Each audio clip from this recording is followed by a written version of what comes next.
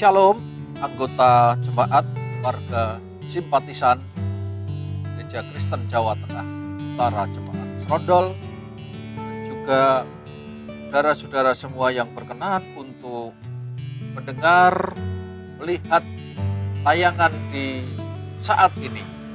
Kembali saya menyapa Bapak Ibu Saudara-saudara di dalam acara refleksi harian.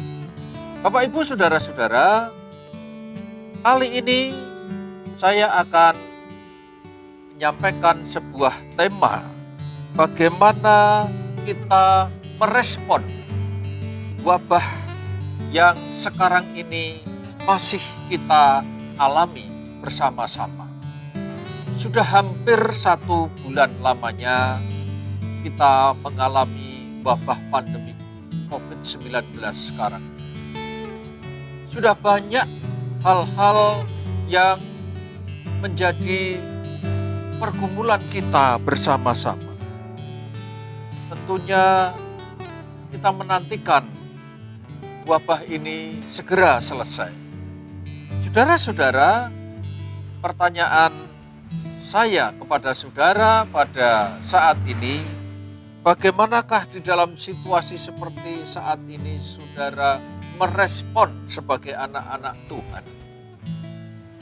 Pertama kali saya akan sampaikan kepada Bapak Ibu semuanya bahwa sebenarnya jalan Tuhan, rancangan-rancangannya itu memang selalu jauh di atas kita. Tidak mudah orang memahaminya.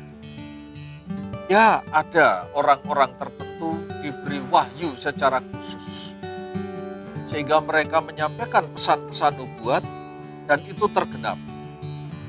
Tapi ketika pesan-pesan itu disampaikan dan tidak tergenapi, tentunya kita jangan terburu-buru untuk menyampaikan pesan itu apakah dari Tuhan. Nah, saudara-saudara, respon yang paling penting kepada kita di tengah-tengah wabah, di tengah-tengah musibah sekarang ini, bukan mengapa semua ini harus terjadi, bukan mengapa wabah ini menimpa kita, mengapa wabah ini menimpa dunia ini, tetapi yang terutama adalah bagaimana kita menyikapinya. Bagaimana kita merespon situasi darurat ini. Saudara-saudara yang dikasihi Tuhan, beberapa dekade ini kita telah melewati masa-masa keemasan ilmu pengetahuan dan teknologi. Dan sekarang ini yang sedang kita gumuli adalah bagaimana berkembangnya era industri 4.0. Ada lompatan-lompatan yang besar melampaui era teknologi digital sekarang ini, di mana konektivitas sudah menjadi sebuah keniscayaan di dalam dunia yang global sekarang ini. Di dalam diskusi-diskusi, baik orang-orang yang ateis maupun orang-orang yang percaya kepada Tuhan, kita dapat melihat bagaimana teknologi, ilmu pengetahuan itu begitu menjadi dambaan manusia di abad-abad sekarang. Saudara-saudara, Tuhan mereka seakan-akan teknologi yang berkembang. Tetapi saat-saat ini, mengawali tahun 2020, masuk ke bulan ketiga, dunia digemparkan. Iptek belum sepenuhnya bisa menjawab. Dunia dikejutkan dengan munculnya makhluk fenomenal yang bernama virus corona. Saudara-saudara, bagaimana makhluk yang tidak kelihatan itu, yang tidak kasat mata ini bisa menaklukkan dunia? Sekarang ini dunia perhatiannya ke sana. Pembicaraan-pembicaraan manusia sekarang ini terarah kepada pandemi COVID-19 ini. Saudara-saudara, kalau kita bicara soal pandemi, Bukan kali ini saja dunia mengalami pandemi. Tidak sekali, dua kali, bahkan saya katakan. Berapa abad yang lalu, di abad pertengahan, pernah muncul pandemi yang hebat yang mengakibatkan korban ratusan juta tanah Eropa. Pertanyaannya, apakah pandemi itu bisa berhenti, bisa berlalu? Pengalaman sejarah pandemi itu akan berlalu, akan berhenti. Kalau kita melihat kurvanya seperti kurva lonceng, Bapak Ibu, Saudara-saudara. Memuncak kemudian menurun kembali. Sekarang ini apakah masih di puncaknya atau sudah mulai menurun kembali? Tentunya itu respon kita yang menentukan apakah pandemi ini akan segera berlalu. Saudara-saudara, di dalam terang firman, bagaimana saudara merespon wabah pandemi? Ada satu nats yang menjadi renungan kita di dalam Injil Matius pasal 10 ayat 29. Kalau 2 ekor burung dijual 1 ekor duit, saudara-saudara, tidak satu pun di antara mereka yang jatuh tanpa kehendak Bapa di surga. Perhatikan, di sini tidak ada satupun di bumi ini yang terjadi di luar kehendak Bapa di surga. Artinya bahwa pada akhirnya walaupun terasa mungkin saat ini samar, semua akan membawa kebaikan kepada manusia secara umum dan umat Tuhan secara khusus pada setiap saudara dan saya sebagai individu-individu. Saudara-saudara, iman ini, keyakinan inilah yang menjadi sumber pengharapan umat Tuhan sepanjang masa. Baik mulai dari zaman perjanjian lama, umat pilihan Tuhan, bangsa Israel, sampai murid-murid Tuhan Yesus, gereja-gereja. Mereka memiliki keyakinan, sumber pengharapan itu. Keyakinan itu membuat mereka begitu kuat mengalami berbagai segala pencobaan, penderitaan, kesengsaraan, aniaya, kesesakan, dan lain sebagainya. Saudara-saudara, karena memang tepat sekali apa yang dikatakan oleh Nabi Yeremia di dalam kitab Yeremia 29, dikatakan bahwa Tuhan membawa kepada kita rancangan-rancangan yang penuh damai sejahtera. Oleh sebab itu pesannya, saudara-saudara, jikalau tidak ada sesuatu yang terjadi di luar kehendak Bapa di surga, pesannya yang utama, jangan panik.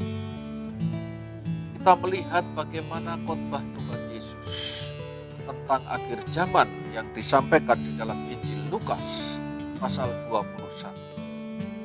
Di sana di ayat 26 dikatakan orang-orang itu akan mati ketakutan.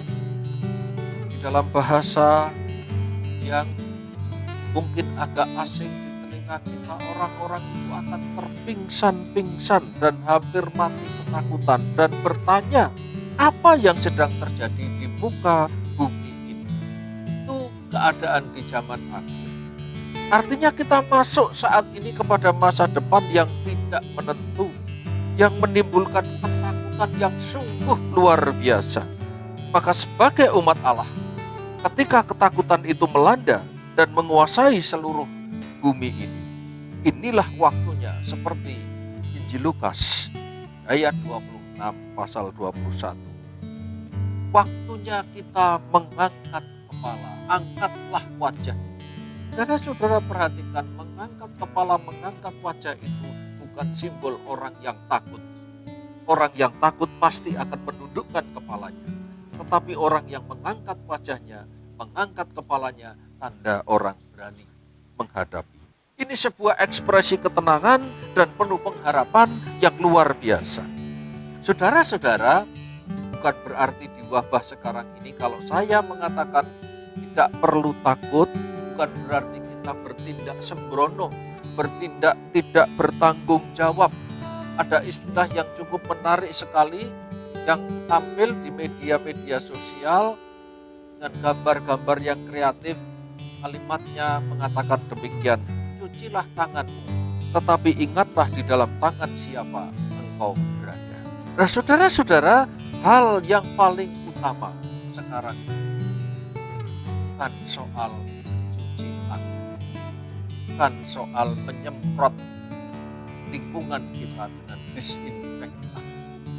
Saudara-saudara, hal yang paling utama tidak lain adalah physical distancing. Saudara-saudara, hal yang paling utama bagaimana kita menjaga jarak di antara satu sama lainnya.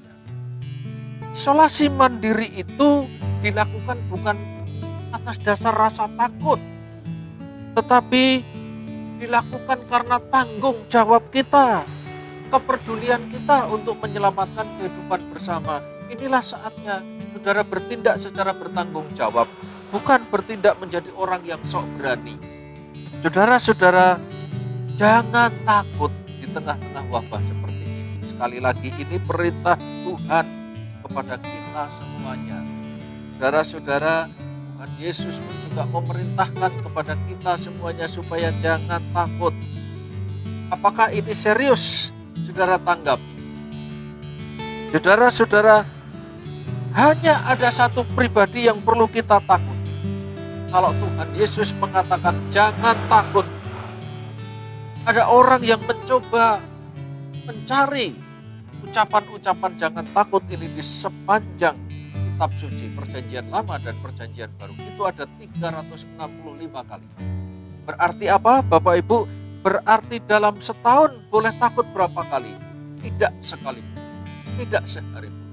Karena 365 kali Tuhan berpesan melalui firman-Nya untuk jangan takut. Hanya memang ada satu pribadi yang perlu kita takuti.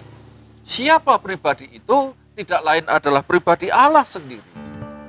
Jangan takut kepada yang dapat membunuh tubuh, tetapi tidak berkuasa membunuh jiwa.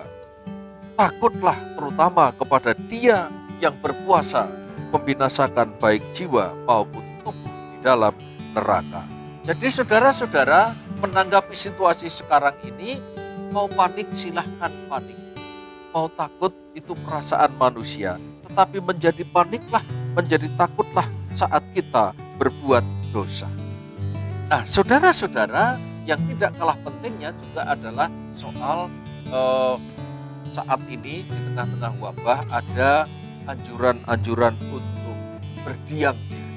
Beberapa negara melakukan lockdown. Pemerintah kita menekankan pembatasan sosial berskala besar. Lockdown atau shutdown atau mungkin PSBB. Ini berkaitan dengan segala sesuatu rutinitas aktivitas sehari-hari yang tidak berfungsi seperti sekarang ini. Saudara-saudara, hari-harinya kita penuh dengan rutinitas. Hidup kita saat ini tidak sedang berjalan atau berlangsung seperti rutinitas biasanya. Stop semuanya, berhenti dari segala aktivitas. Saudara-saudara, saat kita terkurung di rumah, tidak bisa bebas keluar dan berkegiatan seperti biasa, itu harus membuat kita berpikir ulang. Apakah ada cara atau jalan yang lebih baik untuk menjalani hidup kita saat ini? Saudara-saudara, saatnya kita memikirkan untuk melakukan perubahan yang selama ini kita tidak punya waktu untuk melakukannya. Bukankah jadwal kita sehari-hari sebelum wabah ini sangat padat dengan kegiatan rutin sehari-hari? Ya, kerja, kita shopping, kita refreshing, kita kuliner, dan lain sebagainya. Semua sekarang ini seakan stop, berhenti. Saatnya kita mengevaluasi, memikir ulang, apakah itu satu-satunya cara menjalani kehidupan kita, mengisi waktu dengan aktivitas itu. Saudara-saudara, saya berharap yang terjadi sekarang ini adalah pembebasan dari rutinitas yang memperbudak. Hari-harinya kita diperbudak oleh rutinitas yang seakan-akan membosankan. Pakailah waktu saat ini, saat di mana kita di rumah, untuk memikir ulang, menemukan cara hidup yang lebih baik. Saudara-saudara, kalau kita perhatikan, COVID-19 itu tidak sekedar ganas dan mematikan. tetapi sungguh menularkan kepanikan dan ketakutan yang luar biasa di seluruh dunia. COVID-19 ini tidak hanya mencabut nyawa manusia, tetapi merusak kehidupan. Maka kita harus melawannya dengan respon kehidupan. Artinya membuat hidup kita lebih hidup lebih berarti. Jika kita stay at home sekarang ini, jadikanlah keadaan rumah kita menjadi home sweet home. Ayah, ibu, anak-anak yang banyak waktu berkumpul di rumah, pergunakanlah waktu sebaik-baiknya untuk menjadi ayah yang baik, ibu yang baik, anak-anak yang baik. Saudara-saudara, jangan terjadi seperti yang menjadi lelucon-lelucon di media-media sosial. Keluarga-keluarga pertama kali menyambut lockdown dengan gembira, tetapi di beberapa hari berikutnya seperti di Prancis, kekerasan rumah tangga itu meningkat sampai 30%, sehingga pemerintah harus menyewa hotel untuk menampung korban kekerasan rumah tangga. Saudara-saudara, jadikanlah stay at home ini sesuatu yang berarti. Saya mengharapkan saudara tidak perlu menyita waktu untuk meneliti COVID-19 ini. Selama waktu-waktu ini, nanti saudara setelah COVID selesai akan menjadi ahli-ahli virus tanpa sertifikat. Sungguh disayangkan. Kalau hanya sekedar informasi silahkan saja. Tetapi waktu ini harus kita pergunakan. Lockdown tidak perlu menutup silaturahmi kita, terlebih menutup pintu hati kita. Aktifkan seluruh nilai-nilai luhur yang Allah tanamkan dan kita buat di dalam kehidupan kita. San firman Tuhan yang terakhir, kiranya goncangan yang kita alami saat ini tidak akan menyebabkan sesuatu yang tidak pernah tergoncangkan di dalam kehidupan. Dunia mengalami goncangan. Dalam firman Tuhan menjelaskan adanya goncangan terakhir, tujuannya apa? Supaya menggoncang segala sesuatu yang tidak dapat digoncang. Saudara-saudara, apa yang tidak dapat digoncangkan? Yang tidak dapat digoncangkan adalah kerajaannya. Carilah dahulu kerajaannya. Prioritaskan Allah di atas segalanya. Taruh harapan ke sana. Dan kita akan menjalani kehidupan kita dengan rasa tidak dengan rasa takut. Kerajaan Allah itu berkaitan dengan kebenaran, damai, dan sukacita. Tiga ini harus ada di dalam kehidupan. Tidak bisa satu persatu. Sukacita akan hilang seperti embun pagi di tengah-tengah cobaan. Demikian juga damai sejahtera lenyap ketika saat ada sedikit masalah. Kebenaran menjadi perdebatan sepanjang masa sampai tiga hal ini harus menyatu jika ingin teguh dan tidak tergoncang. Saudara-saudara, jangan hanyut pada topik COVID setiap hari atau melihatnya kita secara positif sebagai kesempatan untuk meriset kembali kehidupan kita, menemukan cara hidup yang lebih segar dan lebih bermakna. Tuhan Yesus memberkati saudara semua. Amin. Mari kita. Terima kasih ya Bapa. Tuhan Yesus, Engkau yang memiliki rancangan sungguh indah di dalam kehidupan kami. Juga memiliki rancangan bagi seluruh ciptaan. Sekarang ini kami banyak terdiam, merenungkan apa tujuan-Mu bagi hidup kami di dunia ini. Engkau merancang sebuah kebaikan, menghendaki segala sesuatu itu tertata kemudian hari untuk menjadi lebih baik. Berkatilah anak-anak-Mu yang saat ini sedang ditimpa wabah, sehingga mereka tetap tenang, tetap meyakini pertolongan Tuhan, tetap percaya, bersandar sepenuhnya kepada Allah. Kami berdoa dalam nama Tuhan Yesus Kristus. Amin.